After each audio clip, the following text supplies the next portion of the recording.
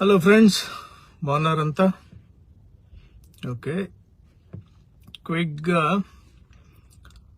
ఈరోజు ఏకాదశి సందర్భంగా గుడికి వెళ్ళి కాశీబుగ్గలో మన శ్రీకాకుళం జిల్లా చనిపోయిన వారందరికీ నా ప్రగాఢ సానుభూతి, వారి కుటుంబాలకి.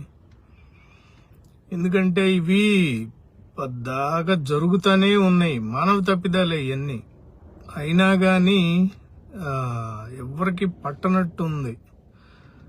సో చాలా విచారకరం.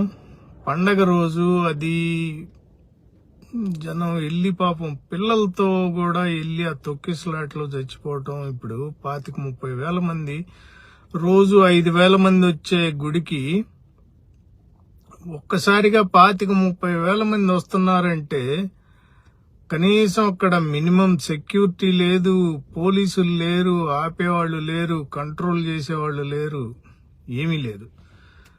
దాంతో ఈ జరిగింది, తొక్కిసలాట జరగటం, చనిపోవటం జరిగింది. చాలా విచారకరం అసలు. ఇంకా అంతకన్నా బాధాకరమైన విషయం ఏంటంటే ఇంకోటి, ఇప్పుడు అనాలి కాబట్టి ప్రభుత్వాన్ని ఏదో మనం దుమ్ము పట్టాలి, తప్పు పట్టాలి, దుమ్మెత్తిపోయాలని కాదండి. ఇప్పుడు ఆ గుడి మా ప్రభుత్వానికి దేవాదాయ శాఖ వాళ్ళకి సంబంధించింది కాదు. అది ప్రైవేటు వ్యక్తులు ఎవరో కట్టుకున్నది, వాళ్ళ సొంత ఖర్చులతో, వాళ్ళ సొంత ఇదితో ఆ గుడి నిర్మాణం చేసుకున్నారు. ప్రభుత్వానికి దేవాదాయ శాఖ వారికి ఎటువంటి సంబంధం లేదు అనేది ఇది స్వయంగా దేవాదాయ శాఖ మంత్రి చెప్పడం జరిగింది. ఈరోజు స్టేట్మెంట్ ఇచ్చారు. ఏమనంటే మాకు సంబంధం లేదు, మాకు సరైన ఇన్ఫర్మేషన్ లేదు దీని మీద. ఎందుకంటే అది ప్రైవేట్ సంస్థ కాబట్టి మా దగ్గర సరైన ఇన్ఫర్మేషన్ లేదు. సో దాన్ని బట్టి ఇప్పుడు మమ్మల్ని తప్పుపట్టకండి మీరు అనే ప్రయత్నం చేశారు. ఇది ఎంత సిగ్గుచేటు అంటే అంత సిగ్గుచేటు. ఇంకా దానికి కూడా మీరు ఇంకొకటే మిగిలింది, వైసీపీ వాళ్లతో వాళ్ళు దిగిన ఫోటోలు, లేకపోతే తంబలుగా వైసీపీ భక్తులు వచ్చి కావాలని తొక్కిసలాట చేశారని చెప్పాల్సిందే ఒకటి మిగిలింది. ఇంకా నేను నవ్వుతా చెప్తున్నా గానీ చాలా అది అంటే ఇప్పుడు ఇంతకు ముందు జరిగిన ఇవన్నీ చూస్తే ఇలాగే ఉంది.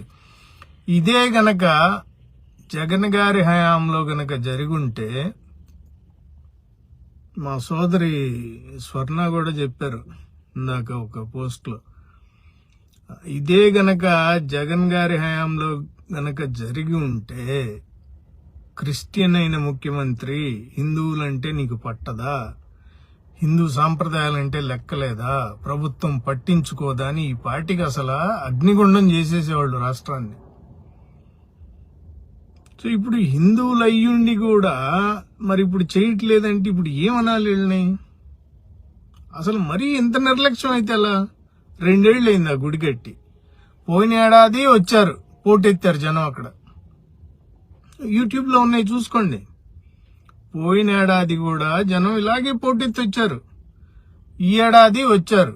ఇప్పుడు వాళ్ళకి ఒక ఐడియా ఉంటది కదా, పలానా రోజు, పలానా పండగ రోజు, లేకపోతే ఇంకో రోజు ఇలా జనం వస్తారు అని తెలిసినప్పుడు గవర్నమెంట్ ని అడిగి మీరు సెక్యూరిటీ తెచ్చుకోవటం ఇది ఒకటి మినిమం చేయాలి కదా.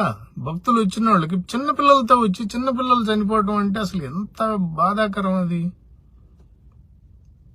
ముందు దేవాదాయ శాఖ మినిస్టర్ గారు, మంత్రి గారు వచ్చేసి మాకు సంబంధం లేదు, ఇది ప్రైవేటు సంస్థ, ప్రైవేటు వ్యక్తులది, మమ్మల్ని దోషులను పట్టకండి, మాదేమీ లేదు, మమ్మల్ని అనకూడదు మీరు, అయిపోయింది. ఇప్పుడు నాది ఇంకొక ప్రశ్న ఏంటంటే, పవన్ కళ్యాణ్ గారు ఆయన ఎక్కడున్నారో తెలీదు. పాపం నిన్న కొద్దిగా ప్యాంట్ తీసేసి ఆ నీళ్ళల్లో, బురద నీళ్ళల్లో అటు ఇటు తిరిగారు కాబట్టి మరి హెల్త్ బాగుందో బాగాలేదో అయితే నాకు తెలియదు. మరి హెల్త్, ఎందుకంటే ఆయన నిత్యం చేయరు కదా, అద్దాల మేడలో పెరిగి వచ్చిన ఆయన ఒకసారి బురదలో దిగేపాటికి తుమ్ములు, దగ్గులు, జ్వరాలు ఇవన్నీ వచ్చేస్తాయి. సనాతన ధర్మం, హిందుత్వం అసలు నేనే దాన్ని నా భుజాల మీదే వేసుకున్నాను. ఇక నుంచి దేశం మొత్తం మీద అసలు నా సారీ అండి, కట్ అయింది. సో నేను లాస్ట్ లో చెప్పేది ఏంటంటే, పవన్ కళ్యాణ్ గారికి బాధ్యత లేదా? సీఎం గారేమో అయిపోయింది ఇక తుఫాన్, ఆయన పని అది అయిపోయింది అన్నట్టు పక్క వచ్చేసి ఆయన ఈ రాత్రికి లండన్ ప్రయాణం, సీఎం గారి దంపతులు. ఇప్పుడు అసలు ఇంత బాధ్యతారహితమైన పాలన నేనైతే ఎక్కడా చూడలేదు.